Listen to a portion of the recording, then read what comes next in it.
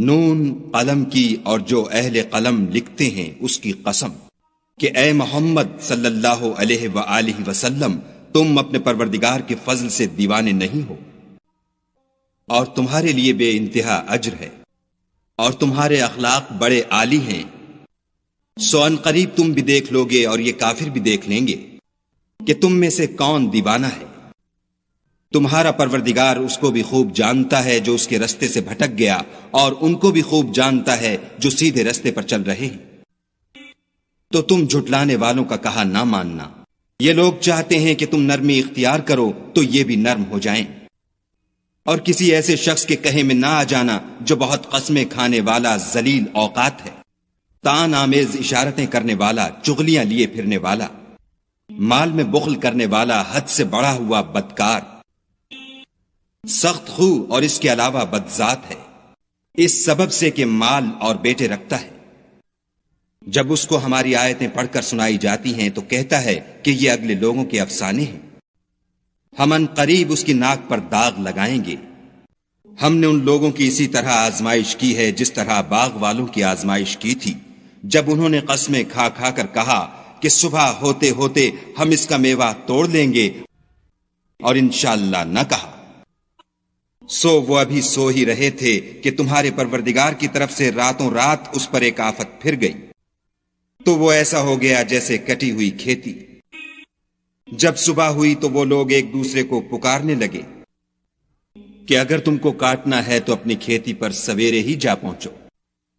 تو وہ چل پڑے اور آپس میں چپکے چپکے کہتے جاتے تھے کہ آج یہاں تمہارے پاس کوئی فقیر نہ آنے پائے، اور کوشش کے ساتھ سویرے ہی جا پہنچے، گویا کھیتی پر قادر ہیں۔ جب باغ کو دیکھا تو ویران کہنے لگے کہ ہم رستہ بھول گئے ہیں، نہیں بلکہ ہم برگشتہ بخت بے نصیب ہیں۔ ایک جو ان میں فرزانہ تھا بولا، کیا میں نے تم سے نہیں کہا تھا کہ تم تسبیح کیوں نہیں کرتے؟ تب وہ کہنے لگے کہ ہمارا پروردگار پاک ہے، بے شک ہم ہی قصوروار تھے۔ پھر لگے ایک دوسرے کو رو در رو ملامت کرنے۔ صدق اللہ العظیم۔ کہنے لگے ہائے شامت، ہم ہی حد سے بڑھ گئے تھے۔ امید ہے کہ ہمارا پروردگار اس کے بدلے میں ہمیں اس سے بہتر باغ عنایت کرے۔ ہم اپنے پروردگار کی طرف رجوع لاتے ہیں۔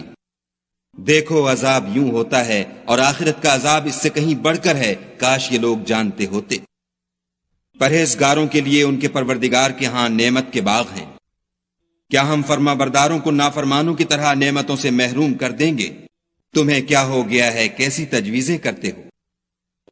کیا تمہارے پاس کوئی کتاب ہے جس میں یہ پڑھتے ہو کہ جو چیز تم پسند کرو گے وہ تم کو ضرور ملے گی؟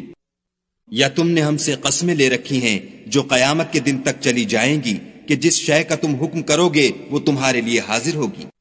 ان سے پوچھو کہ ان میں سے اس کا کون ذمہ لیتا ہے؟ کیا اس قول میں ان کے اور بھی شریک ہیں؟ اگر یہ سچے ہیں تو اپنے شریکوں کو لا سامنے کریں۔ جس دن پنڈلی سے کپڑا اٹھا دیا جائے گا اور کفار سجدے کے لیے بلائے جائیں گے تو وہ سجدہ نہ کر سکیں گے۔ ان کی آنکھیں جھکی ہوئی ہوں گی اور ان پر ذلت چھا رہی ہوگی، حالانکہ پہلے اس وقت سجدے کے لیے بلائے جاتے تھے جبکہ صحیح و سالم تھے۔ تو مجھ کو اس کلام کے جھٹلانے والوں سے سمجھ لینے دو، ہم ان کو آہستہ آہستہ ایسے طریق سے پکڑیں گے کہ ان کو خبر بھی نہ ہوگی، اور میں ان کو مہلت دیے جاتا ہوں، میری تدبیر قوی ہے۔ کیا تم ان سے کچھ اجر مانگتے ہو کہ ان پر تاوان کا بوجھ پڑ رہا ہے؟ یا ان کے پاس غیب کی خبر ہے کہ اسے لکھے جاتے ہیں؟ تو اپنے پروردگار کے حکم کے انتظار میں صبر کیے رہو، اور مچھلی کا لقمہ ہونے والے یونس کی طرح نہ ہونا کہ انہوں نے خدا کو پکارا اور وہ غم و غصے میں بھرے ہوئے تھے۔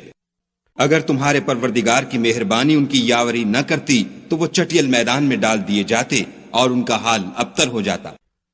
پھر پروردگار نے ان کو برگزیدہ کر کے نیکوکاروں میں کر لیا، اور کافر جب یہ نصیحت کی کتاب سنتے ہیں تو یوں لگتے ہیں کہ تم کو اپنی نگاہوں سے پھسلا دیں گے، اور کہتے ہیں کہ یہ تو دیوانہ ہے۔